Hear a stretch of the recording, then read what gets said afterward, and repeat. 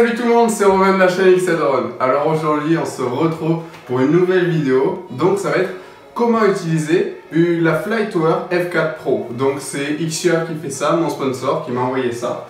Donc vous pouvez voir un petit peu vite fait ce que ça donne là sur cette photo. Donc vous avez les ESC 4 en 1, j'avais déjà présenté quelque chose qui était similaire sur ma chaîne. Donc vous savez, avec la petite tour qui comprenait les ESC, le contrôleur de vol F4 et l'émetteur vidéo. Donc là on va s'en rapprocher, mais en version améliorée. Donc on garde toujours les ESC 4 en 1, 40 ampères, la F4, l'émetteur vidéo switchable avec le wristband, etc. Mais là de manière un petit peu plus simple. Un chouïa plus légère parce qu'il y a quelques LED en moins, quelques boutons en moins, ça va pas changer votre vie un gramme de plus ou de moins. Donc voilà, donc là il a fait un petit effort, il nous la livre maintenant avec une toute petite antenne bâton que vous pouvez retrouver, vous savez, généralement chez Made for Race ou des choses comme ça. Maintenant je vais vous montrer comment on l'utilise, qu'est-ce qu'il y a vite fait dans le pack, des choses. Et bien je vais en profiter aussi pour vous montrer l'utilité des nouvelles antennes XLDrone qui sont toutes neuves, qui sont toutes sorties, avec leur prise UFL, et je vais vous montrer qu'on va pouvoir les brancher sur cette Flytower de manière plus simple, plus rapide et moins lourde, donc c'est-à-dire plus légère, vous m'avez compris. Donc vous voyez, là elle est montée sur ce drone, mon drone que j'utilise pour la race. Donc c'est tout simple, vous mettez des moteurs avec câble long, et vous voyez ici vous avez l'ESC 4 en 1 qui est juste là, donc j'ai laissé un câble libre pour vous montrer que la soudure elle est assez simple. Et ensuite, là ici, vous avez votre contrôleur de vol, donc avec votre petit radiateur pour l'émetteur vidéo. Donc vous allez juste venir le clipser grâce aux petites broches qu'il y a là-dessus, juste ici, et vous allez venir le mettre ici, comme ça, le clipser, hop, d'accord, tout simple. Ensuite, vous allez venir y brancher votre caméra grâce au fil, et vous allez venir y brancher aussi votre buzzer et votre récepteur.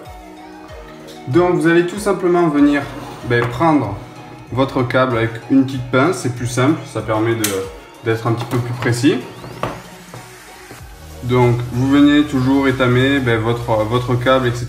Ça je l'ai déjà fait parce que je l'ai déjà monté. Et voilà, rien de plus facile. C'est soudé, il n'y a rien qui se touche, donc c'est parfait. Donc vous le voyez. Vous avez juste à connecter votre prise LiPo ici, sur ces deux entrées, c'est indiqué, plus moins.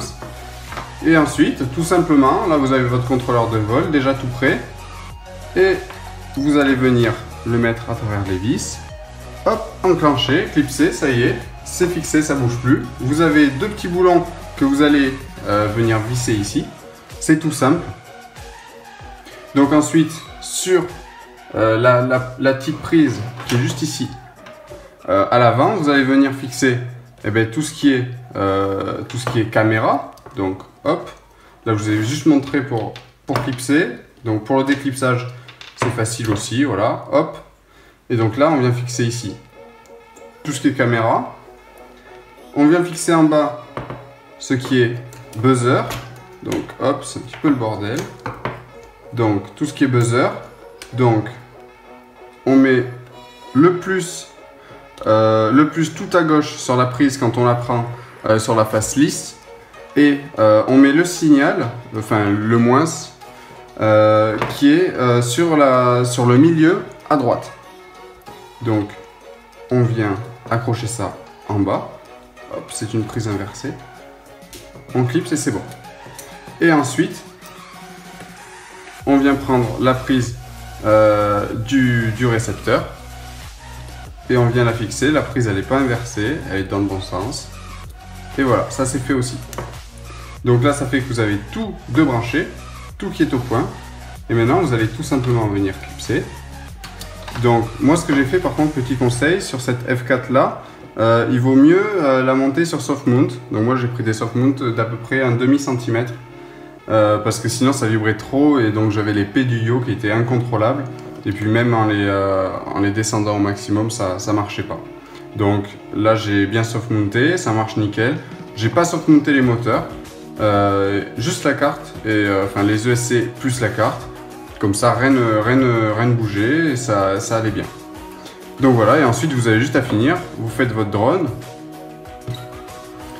Et là, vous venez juste clipser en fait votre antenne, juste là, sur la petite prise UFL.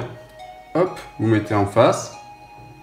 Et là ensuite, vous venez fixer votre antenne grâce aux deux petits pads ici, grâce à des vis ou un riselant. C'est tout simple, ça tient parfaitement. Et ensuite, c'est super propre. Donc maintenant, comment se servir de l'émetteur vidéo. Donc voilà, là vous voyez les petites LED qui vont clignoter maintenant. La bleue pour la channel, la verte pour la bande et le rouge pour le power. D'accord? Donc je vous montre avec le petit imprimé 3D bleu. Donc chacune va clignoter une fois pour vous indiquer la bande, etc. Donc pour le power, un clic est égal à 25 mW. Pour la bande, un clic est égal à bande A. Et pour la channel, un clic est égal à channel 1. Donc pour la resband, c'est, si je ne me trompe pas, c'est il faudrait 5 clics de la LED verte. Donc pour aller changer ça, vous allez laisser appuyer environ 3 secondes. Voilà, juste un long clic. Et ensuite vous venez cliquer pour changer la channel une fois et ça en rajoute 1, 2, 3, 4, channel 4. Si on reclique, hop, 1, 2, 3, 1, 2, 3, 4, 5, voilà. Donc on est passé en 5. Et ensuite si on laisse appuyer quelques secondes, hop, quelques secondes de plus, hop, on laisse appuyer 3 secondes à peu près. Donc hop, on atterrit en bande et donc on clique pour lui en rajouter. 1, 2, 1, 2, 3. On reclique encore. 1. Ah, là on est passé en power. Je laisse appuyer trop longtemps. Donc, vous voyez, il faut être assez minutieux pour arriver à le manier. Après, dès qu'on a le coup, après c'est bon. Vraiment, le but c'est de changer assez rapidement. Donc là, vous pouvez voir la bande 1, 2, 3, 4, 5. Donc là, on est bon. Et donc on laisse appuyer un petit peu plus longtemps. Et là, on va aller gérer le power. Donc 1, moi ça me va, 25 mW. Et ensuite, quand on veut valider, on laisse, on attend, on le laisse faire. Ou alors, si jamais, ce qu'on peut faire, c'est aller carrément redémarrer le drone directement. Mais normalement, il se remet en route tout seul. Voilà, là, il vient de le faire. Et là, il clique et il vous dit en quoi vous êtes. Vous pouvez le voir directement, en fait. Donc voilà, j'espère que ce petit tuto vous aura aidé à comprendre un petit peu mieux le fonctionnement de cette Fly Tower pour le VTX. C'est un coup à prendre. Si vous voulez, il faut être assez minutieux. Si jamais il faut ouvrir pour pouvoir être pile poil en face, des choses comme ça. Mais sinon, ça se fait assez facilement.